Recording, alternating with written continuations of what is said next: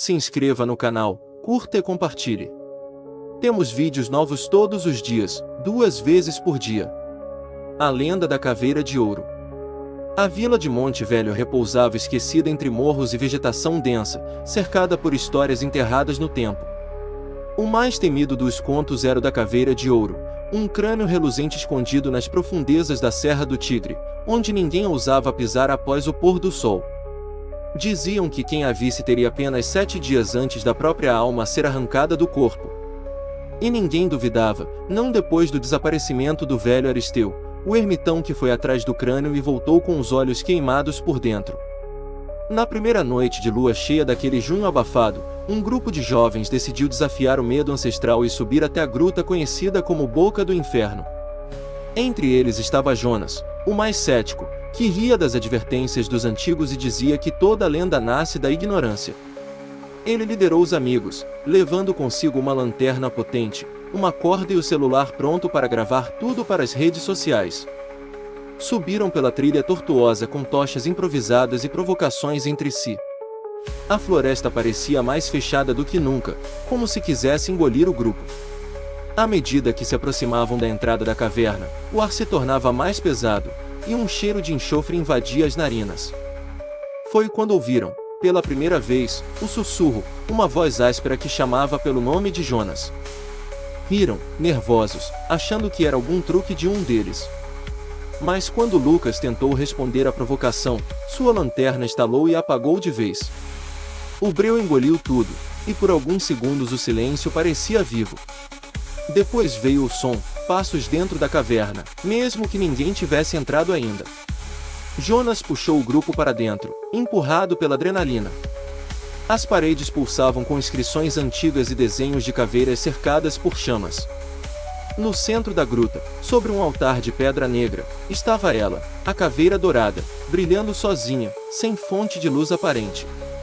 Hipnotizados, se aproximaram, mas quando Jonas estendeu a mão, a caverna tremeu. Uma risada ecoou das profundezas, grave e gutural.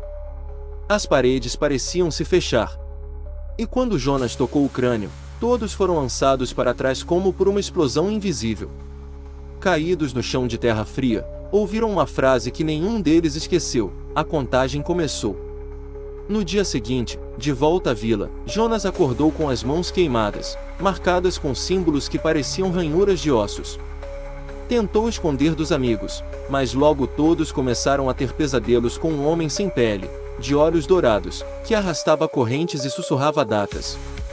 Um a um, começaram a ficar doentes.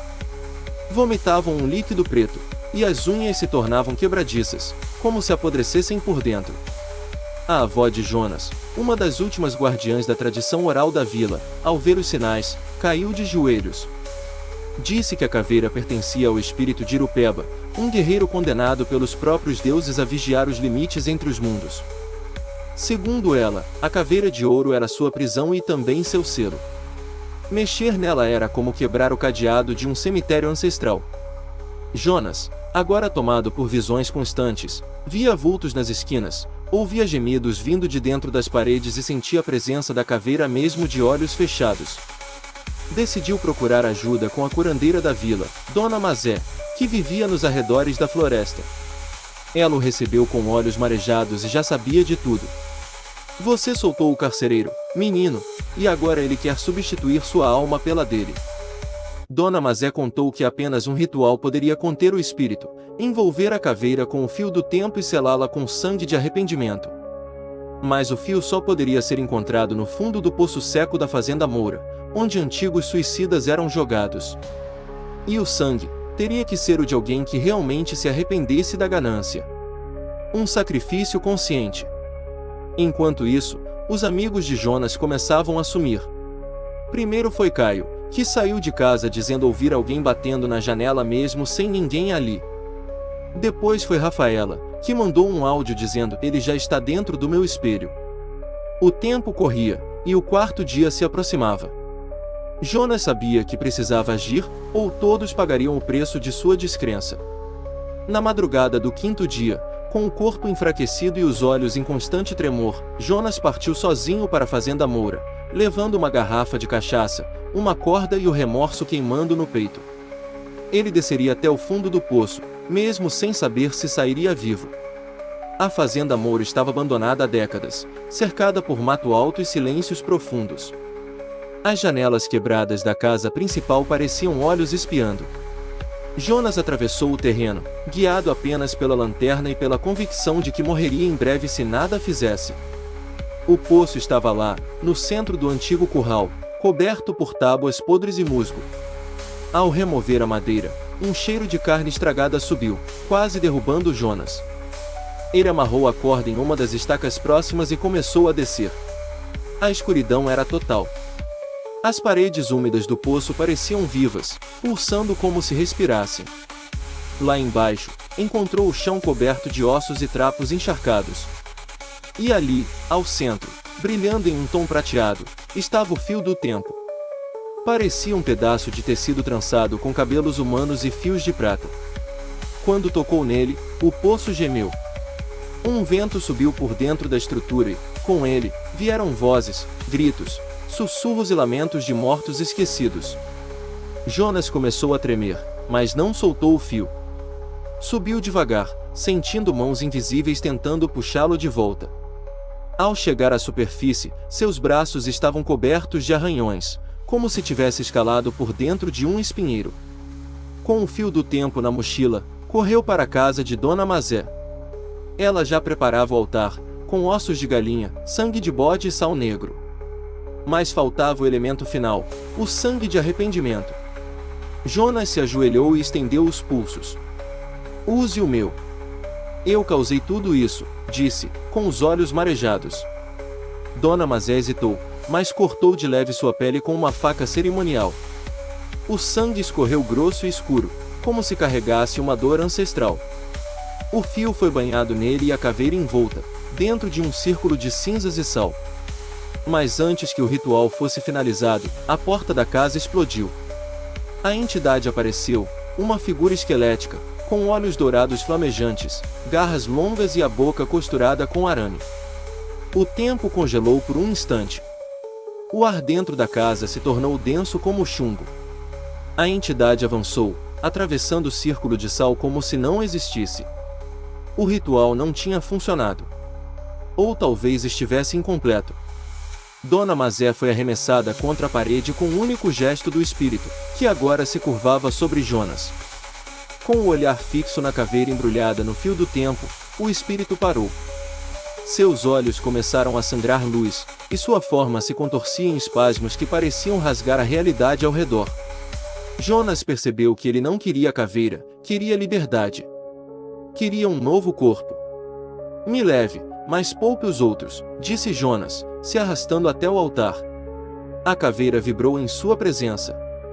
O fio começou a se desfazer como fumaça, e a luz da lua invadiu a sala. A entidade abriu os braços, e as correntes invisíveis que flutuavam ao seu redor começaram a girar, assobiando como serpentes. Num impulso de desespero, Jonas agarrou a caveira e enfiou os dedos nos próprios olhos. Um grito rompeu a madrugada. Sangue e luz se misturaram no chão. A caveira brilhou com força e explodiu em estilhaços de ouro que se cravaram nas paredes. A entidade gritou. Era um grito de dor e libertação. O tempo voltou a correr. Dona Mazé, ferida, rastejou até Jonas. Ele estava cego, mas sorria. "Ele se foi, vó. Eu consegui." Lá fora, os galos cantavam. A manhã chegava, mas o peso da noite ficaria para sempre. Jonas sobreviveu, mas não foi o mesmo. Vivia em silêncio, trancado em casa, e só saía nas noites de lua nova para caminhar descalço até a entrada da caverna. Ninguém o acompanhava. Mas todos sabiam, ele ainda escutava os sussurros do espírito que abrigou. Anos se passaram. A vila voltou à sua rotina quase normal. Mas algumas crianças diziam ver uma figura parada na boca do inferno nas noites mais frias. E outros juravam ouvir correntes se arrastando perto da fazenda Moura. A lenda da caveira de ouro continuava viva, mas agora era contada com reverência e terror. Um turista curioso chegou à vila certo dia, ouvindo histórias no bar. Rio das lendas, como Jonas um dia riu. Decidiu subir até a caverna, dizendo que não temia fantasmas. Os moradores tentaram avisar, mas ele não ouviu. Subiu sozinho, como quem vai tirar uma selfie com o desconhecido. 3 dias depois, seu corpo foi encontrado sem olhos, com as mãos marcadas pelos mesmos símbolos antigos. Em seu celular, um vídeo curto, a imagem de uma caveira dourada reconstruída, vibrando em meio à escuridão, e ao fundo, um riso que parecia vir de dentro da terra. A caverna foi selada com pedras e cruzes feitas à mão. Mas os mais velhos sabem que não adianta. O mal antigo está selado em carne humana agora. E o ciclo recomeça a cada geração que decide desafiar o impossível. A caveira de ouro não é só um objeto. É um convite. Um pacto disfarçado de curiosidade. E, no fim, o ouro sempre cobra seu preço. Se você sente que essa história merece continuar sendo contada, considere nos apoiar no Apoia-se. Com sua ajuda, podemos trazer mais histórias sombrias como esta à tona, explorando os mistérios que assombram nossa imaginação. https://apoia.se/aleatoriode. Faça parte do nosso grupo secreto do Telegram. Faça sua carteirinha de fã enviando um e-mail com o nome completo e foto para o e-mail aleatoriodoriginal@gmail.com.